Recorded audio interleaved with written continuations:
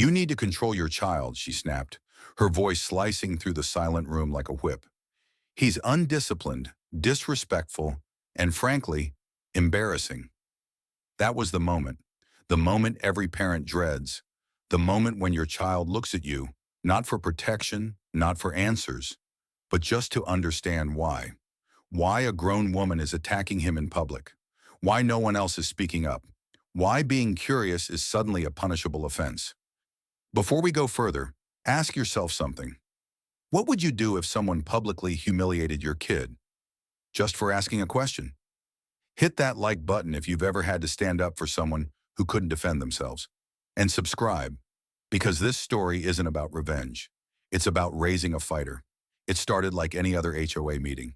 Folding chairs, stale donuts, neighbors pretending they liked each other. I had brought Noah, my 12-year-old, because my sitter canceled and he said he wanted to come. He was a quiet kid, observant, the type who didn't speak unless he had something to say. We were halfway through the agenda, something about new mulch at the dog park, when Linda stood up. She wore her usual HOA uniform, crisp white blouse, tan slacks, the kind of necklace that looks like it makes noise even when it doesn't. Linda wasn't her name on paper, but everyone in the neighborhood knew what she was. A Karen in full bloom. I'd like to revisit the issue of unsupervised children on the playground, she began, scanning the room like a hawk. We've had too many incidents. We need clearer rules. And honestly, some parents here, a pointed glance my way, need to reevaluate what parenting means. I felt Noah shift beside me. Then quietly but clearly, he raised his hand. Linda froze, as if a child speaking directly to her violated some unwritten social code. Yes, she said, drawing out the word like it tasted sour. Noah stood. Can I ask what kind of incidents happened? Were there injuries? Or is this about the new security cameras? There was a beat of silence, then another. You could feel it in the room, adults not quite sure whether to be impressed or uncomfortable. Linda smiled, but it didn't reach her eyes. You need to control your child, she snapped. He's undisciplined, disrespectful, and frankly, embarrassing. The words hung in the air. Noah sat down slowly, face red but dry-eyed. I opened my mouth, ready to speak, but Linda turned away, already addressing the next item on the agenda like nothing had happened. I didn't sleep that night. It wasn't just the insult. It was the powerlessness, the way she used authority like a cudgel, the way no one stood up and said, "That's enough." Noah didn't cry. He didn't rage. He just went to bed quietly. But the way he closed his door, that slow, deliberate click, told me everything. The next morning over cereal, I made a decision. You're joining debate club, I said. He blinked. What? You want to ask hard questions? Learn how to do it in a way that shuts down people like her. He stared into his bowl for a while, then, almost inaudibly, okay. That was how it began. Over the next few days, I found a local community center that ran a weekend youth debate program. Free, volunteer-run, small group. The kind of place nobody brags about, but where kids really learn. When I told Noah he'd have to speak in front of strangers, he went pale, but he didn't back out. Meanwhile, Linda's campaign continued. Flyers appeared on bulletin boards, anonymous of course, calling for a new vote on limiting access to shared spaces, to protect families from disturbances caused by unsupervised minors. I got icy nods from neighbors at the mailbox. Parents started pulling their kids out of group activities. Noah noticed. I don't want to go to that meeting again, he said one night, unprompted. You won't, I replied, but we're not going silent either. At debate club, something started to shift, slowly, like watching a wall crack, one brick at a time. The coach, Mr. Haddock, was a retired lawyer with a sense of humor, so dry it needed watering. He didn't coddle, he didn't sugarcoat, but he respected every kid in that room, and he saw something in Noah. You don't raise your voice, he said during one session. You don't interrupt. That's good. But when you speak, people better listen, because you're going to say something that matters. Noah didn't smile, but his shoulders straightened a little. He started coming home with notes, ideas, evidence. Did you know the HOA can't pass a motion without a full quorum? He said over dinner one night. I nodded slowly. No. I didn't. He kept digging. Linda, meanwhile, had proposed a new vote to restrict playground access between 4 to 6 p.m. to children accompanied by adults only. It was targeted, cruel, and perfectly legal if no one challenged it. A public hearing was scheduled, and that's when Noah said it. I want to speak. I looked up from my laptop. At the hearing? He nodded. Buddy, that's a lot. She called me undisciplined, he said, and no one said anything. I want to say something now. I looked at him, really looked, and saw it. Not defiance, not revenge. Resolve. I wanted to protect him, wrap him in silence and insulation, and say, you don't have to fight grown-up fights, but that wasn't the world we lived in. Okay, I said softly. Let's write your speech. He just nodded. The hearing was in 2 weeks.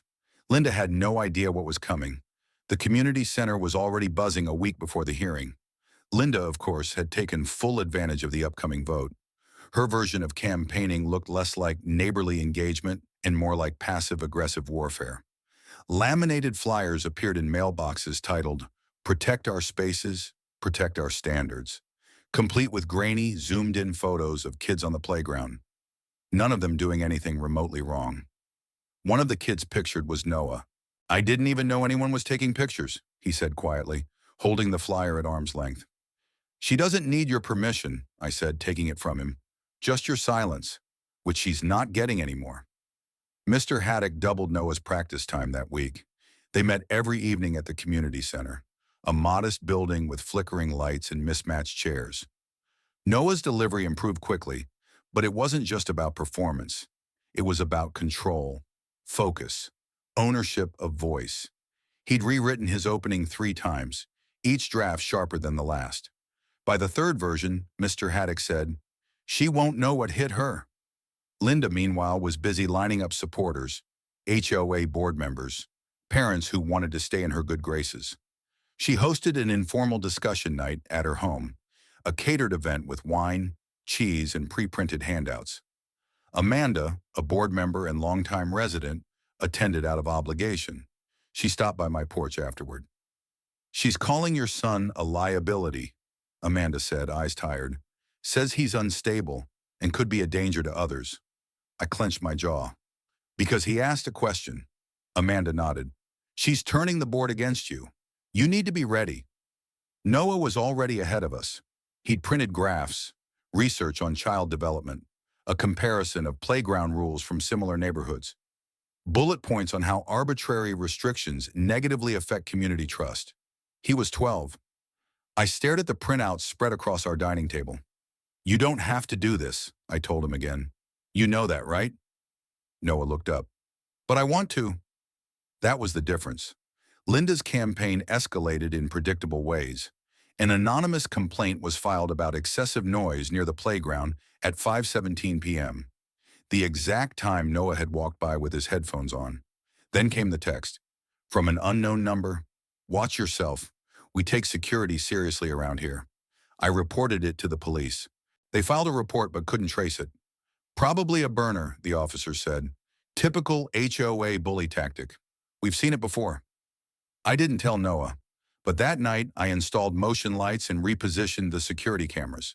Not out of fear, out of habit. I wasn't just a father now. I was the guardian of a boy about to walk into the fire by choice.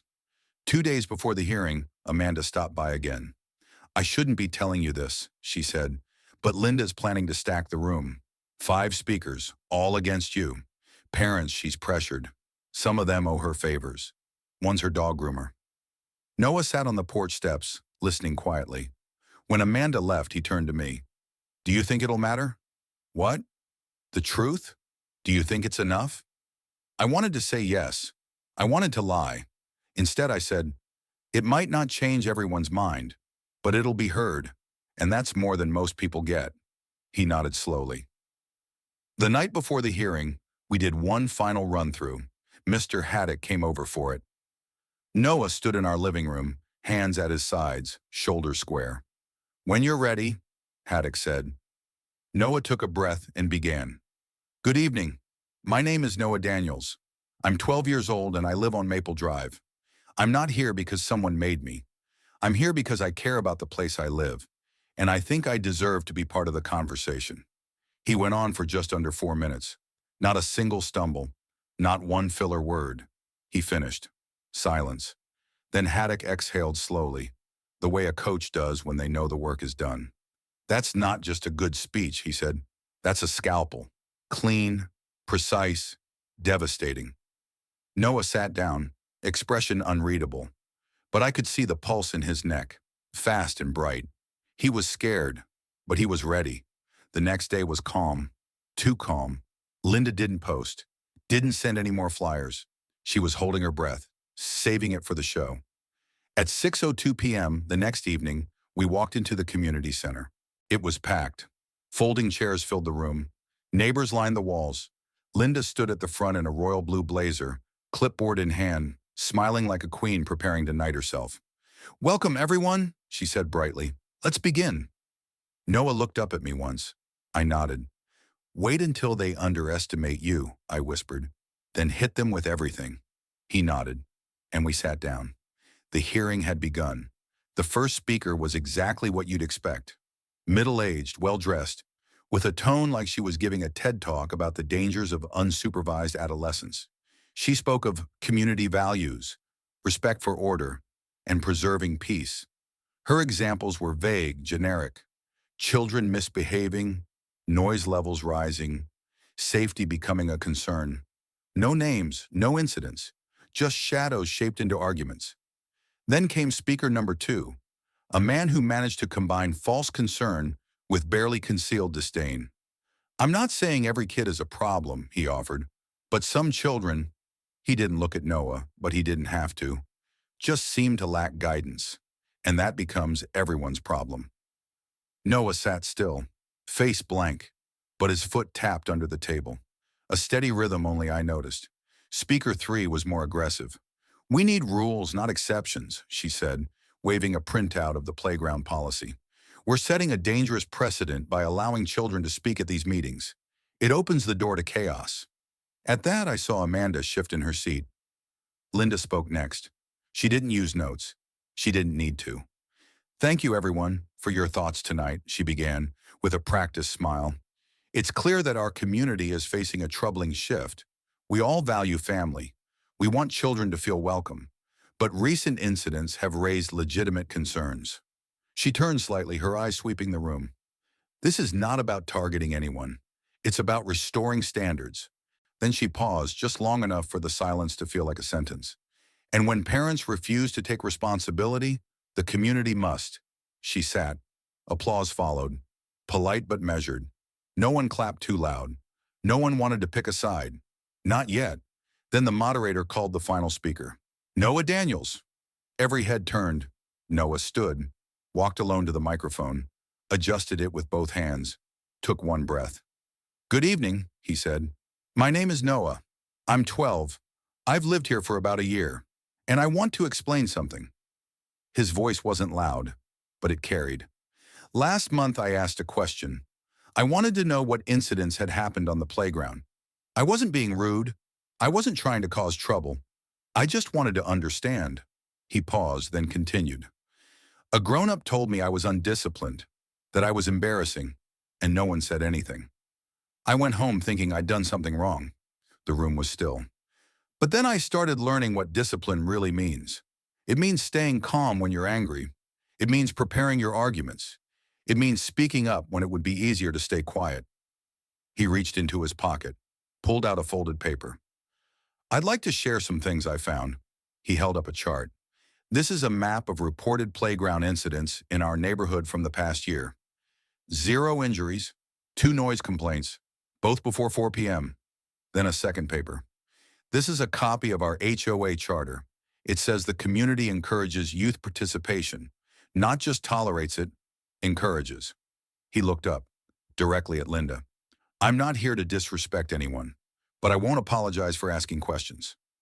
Silence. Noah's voice stayed steady. "I want the playground to be safe, but banning kids from using it unless they have an adult with them, that's not safety. That's control. And control doesn't build community. Trust does." He lowered the paper. If you want to talk about rules, let's talk about fairness. If you want to talk about safety, let's talk about facts. But if you're going to call me names in public, at least be honest enough to admit that's what you're doing." A pause, then, "Thank you." He turned, walked back to his seat. The room didn't erupt. It inhaled. One collective breath, held for too long, finally released. No one spoke, not even Linda. Amanda stood slowly. "I move that we table the vote for now," she said, "pending a full review of the data presented tonight." The moderator nodded. "Seconded?" Several hands went up. Linda opened her mouth, but nothing came out. The motion passed. Meeting adjourned. No applause, no confrontation, just a quiet shift in air pressure, a recalibration of authority. We left without a word. Noah walked 2 steps ahead of me in the dark, not puffed up, not glowing, just calm, whole. At home, I put a hand on his shoulder. "I'm proud of you." He didn't say anything, but he didn't need to. That night, for the first time in a long time, I slept all the way through. Linda didn't speak to the press that week, but someone did. 3 days after the hearing, a short write-up appeared in the local paper under the community events section. 12-year-old makes unexpected impact at HOA meeting. No quotes, no commentary, just facts. But it spread fast. The headline alone was enough. Parents who'd stayed quiet before started talking at mailboxes, school drop-offs, during evening walks. They'd seen the moment, and it stuck with them, not just because a kid had spoken, but because he'd done it better than any of them had ever dared. The board never released an official statement, but the proposed rule, quietly shelved. Noah didn't change overnight. He was still the same thoughtful, quiet kid who preferred books to birthday parties. But something was different now. He walked taller. Mr. Haddock offered to keep working with him privately, said he could see real potential if Noah wanted to pursue formal debate competitions. Noah said yes without hesitation. Meanwhile, Linda wasn't done. She shifted her tactics. The flyers stopped. The public comments died down. But the private war escalated. A letter appeared in our mailbox. Anonymous, of course, warning that some parents don't appreciate their children being used for personal agendas. Then came the whispers. At the community garden, at HOA potlucks, little hints dropped into conversations. Some people just like attention. "That boy's father seems like he's pushing him too hard. We should be careful about letting children speak on adult issues." But no one confronted us directly. They couldn't. The footage from the hearing had circulated. Neighbors had shared it in private Facebook groups, school forums, even a local parenting subreddit.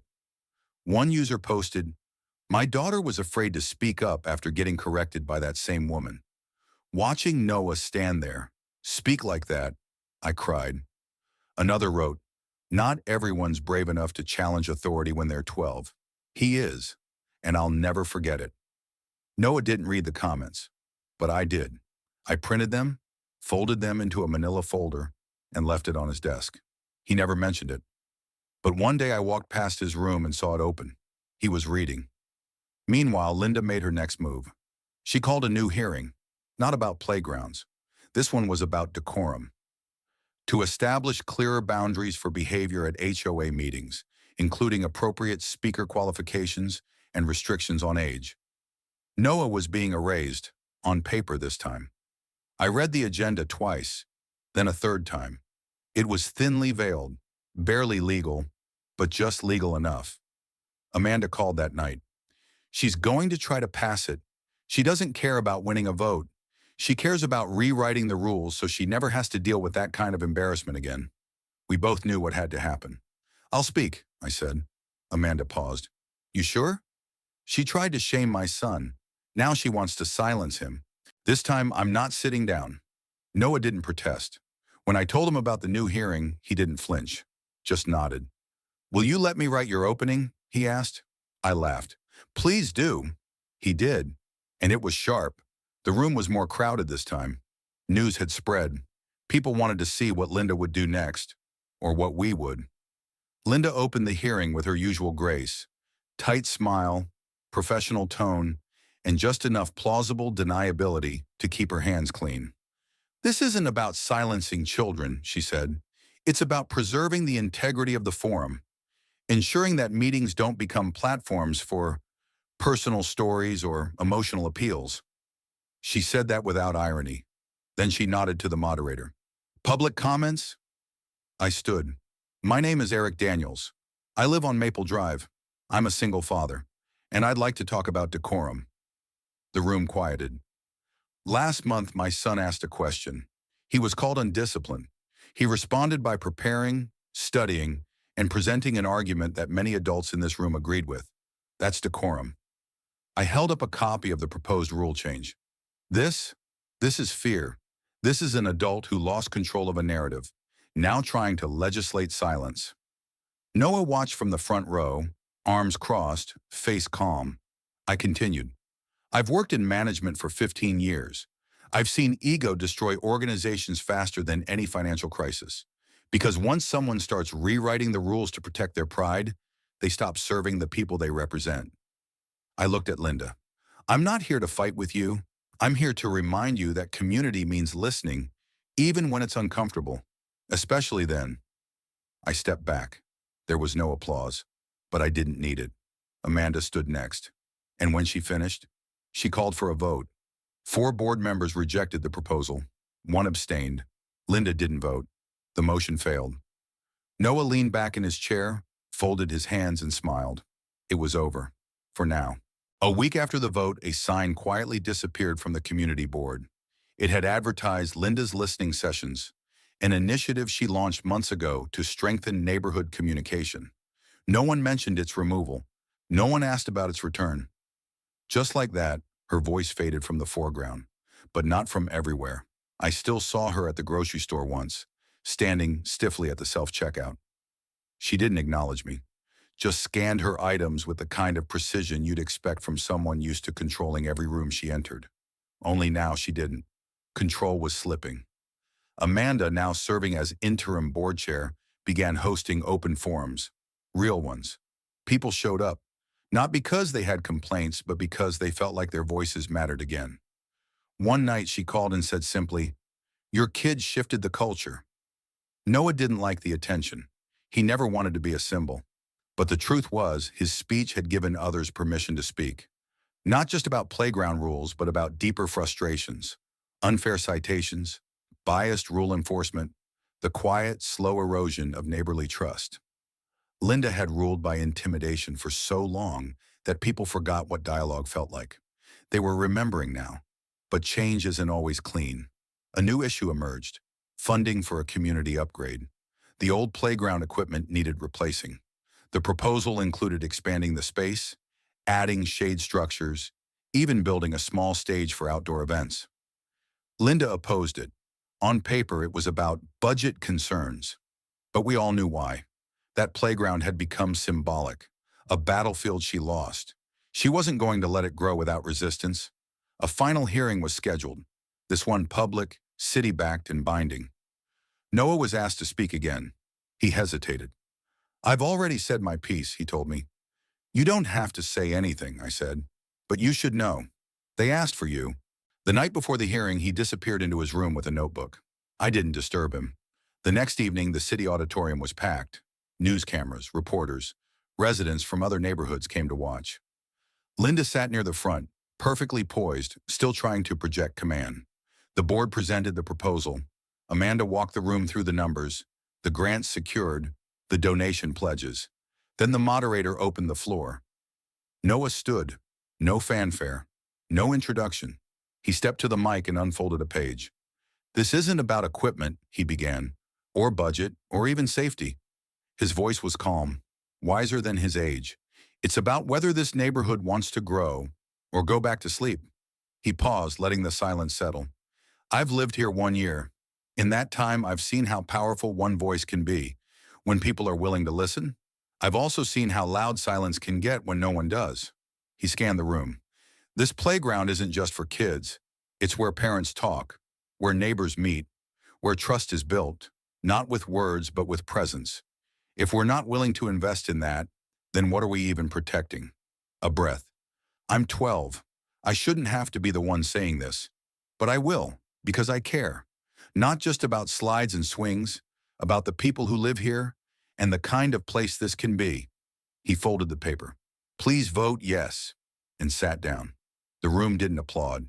It stood, one by one, like something organic, alive. Neighbors, strangers, elderly couples, teenagers. Some clapped, others just nodded, eyes glassy. The proposal passed, unanimously. Afterward, as we walked out into the warm night, I asked him, "Do you know what you just did?" He shrugged. Spoke. "Yeah," I said, "but this time the whole city listened." Later that month, construction began on the new playground. A small plaque was placed at the entrance. Community Reimagined, funded and inspired by residents young and old. Linda sold her house quietly. Rumor had it she'd moved across town. Her name never came up at board meetings again. Amanda stayed on as president. The meetings got shorter, friendlier, productive. Noah went on to join the regional debate team. He took second place at his first tournament. His topic? The role of youth voices in local government. He keeps the medal in a drawer, not displayed, just tucked away, like something private. But every so often, when I pass his room, I see him turn it over in his hands. And I remember that first night, the silence, the burn of helplessness, the sound of a door clicking shut too softly. Now we leave doors open, now we speak. And when someone tries to shut the conversation down again, they'll know this community has a voice, and it started with a 12-year-old boy who just wanted to ask a question.